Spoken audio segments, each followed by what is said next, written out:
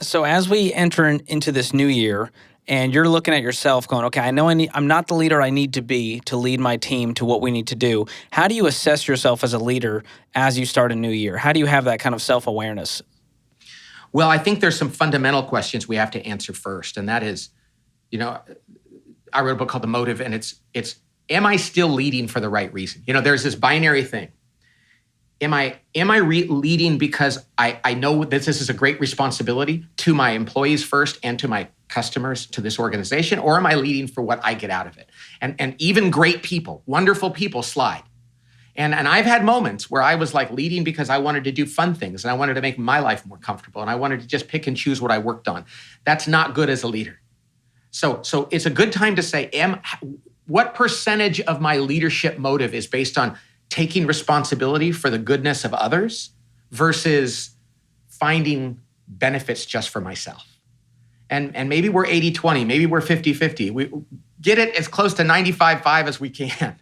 So this is a good time to do that. The other thing I think we need to do is really go through your people and look at them individually. Because when we say what's the fruits of our labor, the first thing is the people we're leading, the impact we're having on them and their lives is first.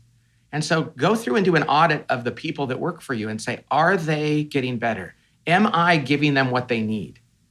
Am I giving them the challenging stuff that they need? So I think when we audit ourselves as leaders, what we ought to do is audit the impact we're having on our people. And if you have 100 people, sit down and go through those 100 people. That's one of the great things to do at an offsite is let's review all of our employees and ask ourselves, are we helping them be better?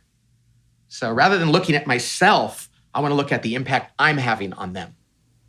Yeah, so when you look in that mirror, what you're really looking for is how's the team doing, because that's a reflection of my leadership. Yes. Very interesting. And it's really important to be brutally honest with yourself and go to the people and say, hey, I don't think I did very good for you last year. I'm really sorry for that, but I honestly don't think I paid enough attention to what you were doing, that I gave you enough credit for all the wonderful things you worked on, or even corrected you when I thought you were struggling. I think I needed to be better. And this year I want to be so vulnerable and so honest. No good employee is going to respond to any of that poorly. They're going to say, okay, that's okay. Yeah, I think the team really appreciates that level of vulnerability from the leader, and they go, oh my gosh, it's a real person. That's amazing that they even noticed that and took the time to let me know. So I do think that means a lot. So if you do have the wrong motive, you mentioned your book, The Motive. How do you figure out if that motive is off? Let's say you're going, all right, if I'm going to be really honest with myself, it's probably 70-30. I've got the wrong motive here. How do you course correct? What you have to do is you have to really look hard at, how are you showing up every day? Like, do I walk into the office or do I log on or do I enter into that meeting thinking about the responsibility I have, or do I think about, and I'm going to tell you, George, here's the first one people should watch out for. Audit yourself for your own fun. I mean, as much as one of the great temptations of leaders is money or power and all that other kind of stuff, many people realize those are dangerous, okay? But I think one of the biggest dangers that people have is, am I doing this just because I like to wake up and do whatever I feel like? The single greatest, gosh, I don't think I've ever written about this. I'm going to have to do a podcast about this. But I just gave you a new book idea. I want credit. Thank you very much. Thank you very much. I'll dedicate the book to you. This is to Perfect. George. But I think the single greatest temptation that people have, they don't see as temptation, is walking into the office and saying, I get to scratch whatever itch I want to scratch today. But the truth of the matter is, I shouldn't plan my day based on what I feel like doing. I should plan my day based on what's needed from me. Now, people would say, well, that's terrible then. But no, that doesn't mean you're going to be mopping the floors every day. You still have a role to play that corresponds to your gifts, but you don't get to pick the micro things you get to work on based on what sounds fun that day. I know that I've done that before in my career, George. I've come to work for months at a time. Things were going pretty well at the office. I'm like, what kind of fun thing do I get to work on? And that leads to bad things. Because people are watching me and thinking, well, what he's working on must be the most important. It's like, no, I'm just scratching an itch today.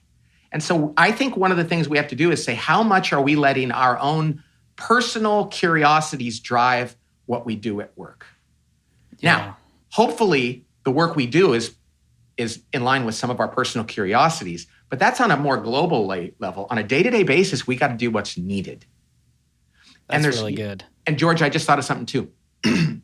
One of the things I think we need to do as leaders at the beginning of the year is we had to ask ourselves, am I really using my gifts? Not because it's fun, but because God intends us and our organization needs us to use our gifts. So we have to know, like, this is what I'm awesome at, and I need to be doing that. And here's what I'm not awesome at, and I need to be, sometimes I have to do a little bit of that, but I need to be finding people who are better than me and allowing them to do what they're great at.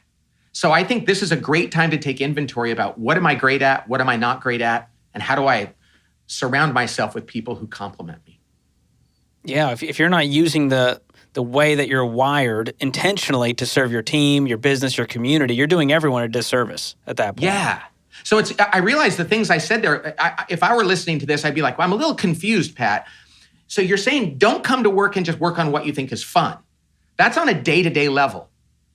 But in terms of your role, put yourself in a position to use the skills that you have that you are awesome at and make that your role. And then within that role, choose whatever is necessary that day.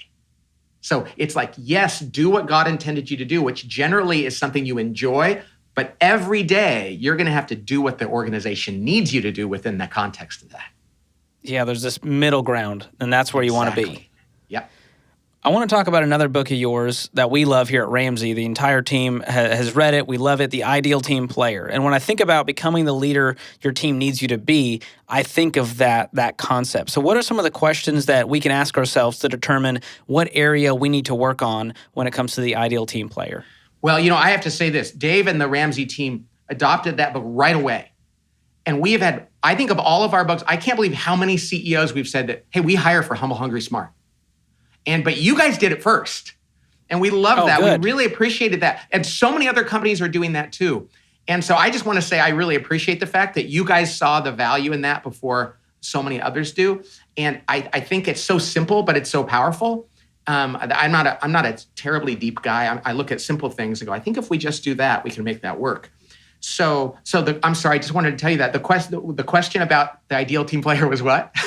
Yeah, so what questions should the leader be asking themselves to figure out what area they might need to work on as they self-assess? Oh, well, here's what I love to do. Some people might be like good at all three. I mean, in fact, hopefully everybody's pretty darn good at all three, but everybody's got a third. So do this exercise on your own, but do it with your team too. And because this can kind of change a little bit. Just sit down one day with your team and say, hey, we all want to be humble, hungry, smart. We know what that means. Humble is not ego. Hungry, it means you're not a slacker. Smart is interpersonally smart, that you understand people. What's your third? It's okay if you're great at all of them, but one of them is going to be a bigger challenge than the others. So we're not trying to say to people, what are you bad at? And we're going to ding you for that. Let's all, and I will tell you this, mine has changed over the years. And I've seen this happen in organizations where people will go, well, 5 years ago it was this, but now I think hunger is kind of on the lower end for me. Have that conversation with yourself and with your team, and then say, hey, for this year, let's all commit to getting better at our third. Because think about it, if everybody on a team, within a company, you could do this at a whole company if it's a small company, or on a leadership team, if everybody just said, I want to get better at my third, everything would change. And then if they turned everybody around them into a coach and said, hey, everybody, mine is smart. You guys know that sometimes I don't exercise a lot of emotional intelligence. I want you to catch me when I do that and tell me that, because this is the year I really want to get a lot better at my third. So I think that's a great thing to do at the beginning of the year and say, this year, which of those three things are you going to work on the most?